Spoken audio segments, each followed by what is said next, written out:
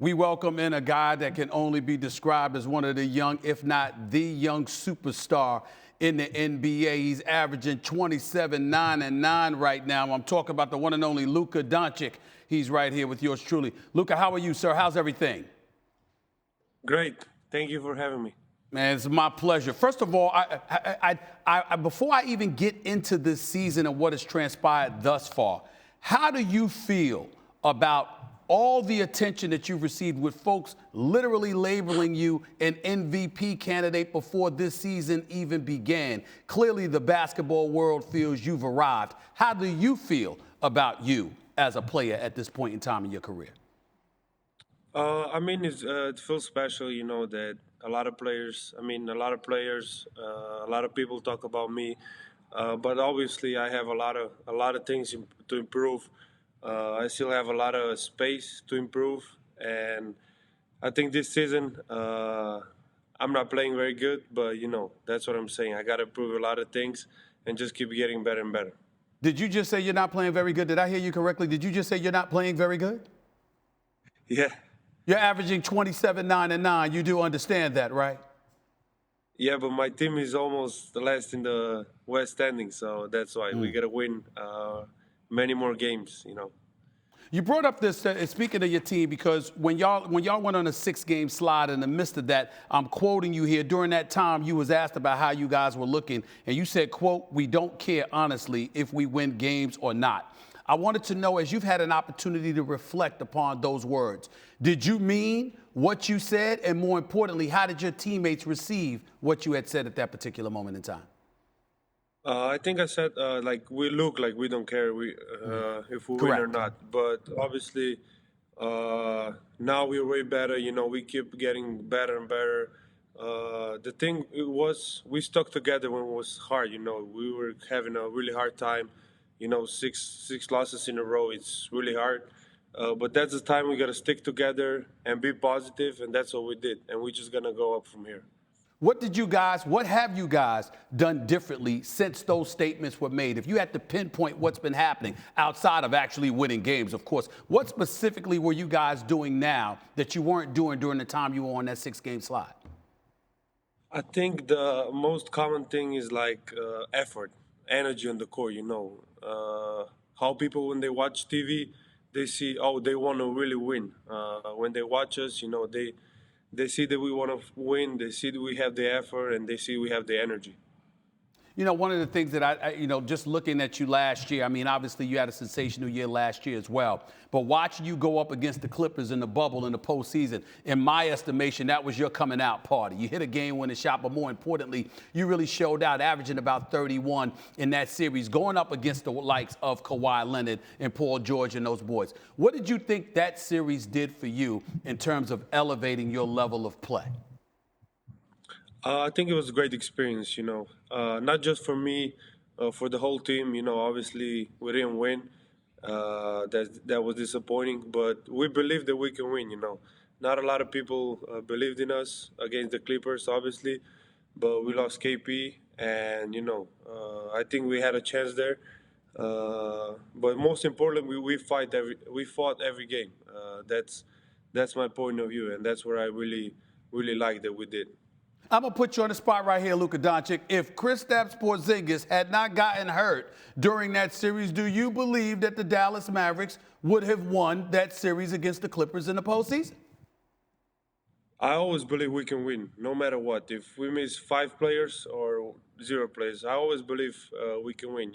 I think that's what everybody got to do. You always got to believe, and you always got to fight to win.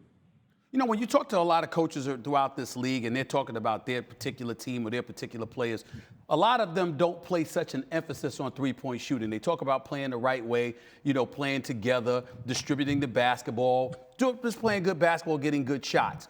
But I think that three-point shooting is incredibly important. I'm looking at you guys right now. If there's one impediment to your game, to Kristaps Porzingis' game at this particular moment in time, even though I know he normally can hit threes, you're shooting about 31% from three-point range. He's shooting about 33% from three-point range. How concerned are you both about that needing to improve in order to take the Dallas Mavericks to where you want y'all to go?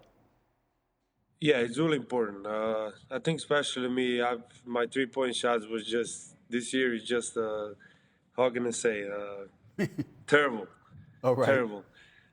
But you gotta keep working on it. You gotta trust your shot.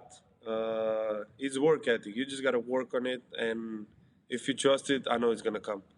You and Kristaps Porzingis, how much do you believe in you two as the cornerstone of this franchise? Together, we look at y'all and we've got big expectations for y'all. How do y'all feel about the expectations? Do you feel they're justified? Do you feel that you two can carry the Dallas Mavericks to the promised land someday?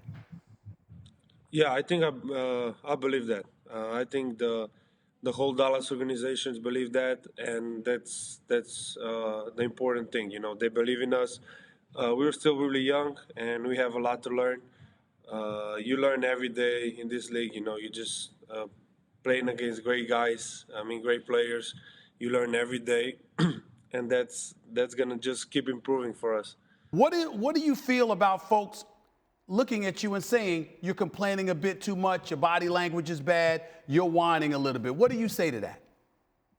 I think some of it is true, because especially this year. But I think last couple games I've been getting better and better. I gotta stop this. I know it's not right. But I think more than whining is just wanting to win. We were in bad spot, like I said, for six losses in a row, and that just makes you do things you don't want to do. And I know I did a lot of things wrong, and I got to learn from this. I'm still young, and I can learn from this. You do know that when you complain to the referees, I mean, you have something in common with Mark Cuban when it comes to that, right? You know, y'all are kindred spirits with that, right? You know that, right? Yeah, All right, you don't mind that at all. I'm just checking. You don't mind that at all. Because Mark Cuban's not going to complain about you complaining about the referees. You don't understand that. You understand that, right? yes, yeah. Okay. Before I let you get on out of here, LeBron James, who obviously has tremendous respect for you and everybody respects LeBron James, he recently spoke out about the NBA AllStar Weekend scheduled to take place next month. He does not like that at all. He spoke out against it. How do you feel about the fact that there's going to be an NBA All-Star Weekend next month, assuming that I happens? mean, yeah, they asked me after the game, one game, 2 games ago, and I said, like, if there's gonna be an All-Star game, I'm gonna be honored to represent the Mavs if I'm selected. But if not, I'm gonna enjoy my time off. Every take a break. It's been the season. We almost play every other day, so if it's there, I'm gonna go, and if it's not, I'm gonna enjoy my time off. How have you felt about this season, considering COVID-19, the coronavirus pandemic, and how it's inconvenienced the players? A lot of players have spoken out against it. I believe rightfully so. It's been a real struggle for a lot of you guys. Tremendous props to y'all for handling it the way that y'all have handled it. But how do you feel? How tough this season has been for you guys? Could you put that in perspective?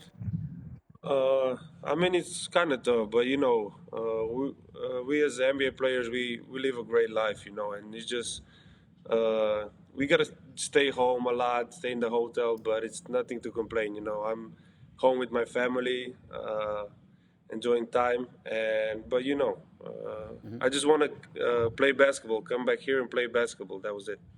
Last question for you. Clearly, with the season that you had last year, particularly in the postseason, there's a lot of expectations for the Dallas Mavericks, despite the fact that you guys struggled earlier and now you seem to be getting things together. There are expectations with a healthy Luka Doncic, a healthy, Kristaps Porzingis, and there's MVP expectations where you're concerned.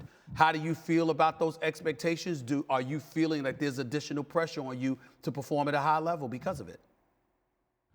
Uh, as a pressure, I had pressure since I was a kid, playing in Madrid and that stuff. Honestly, I don't believe I should be in MVP conversation this year.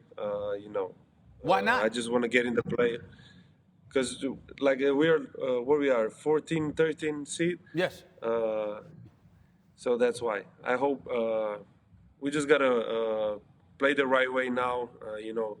Get in the playoffs, and that's our key this year. Get in the playoffs and show what we can do in the postseason. Where do you feel you should be as a team if you are to warrant MVP expectations? Do you feel you should have the best record or a top 2 record in your conference in order to be in the MVP conversation? What is your criteria for being an MVP candidate? I don't really know, but I think like top 2 teams in the West. That would be my opinion. Luka Doncic, appreciate you, man. Thank you for being on the show. Good luck the rest of this season. I'm sure you don't need it. Thank you. But good luck anyway. Thank you very much. Thank you for having me. All right, my man. Thanks for watching ESPN on YouTube. For live streaming sports and premium content, subscribe to ESPN+.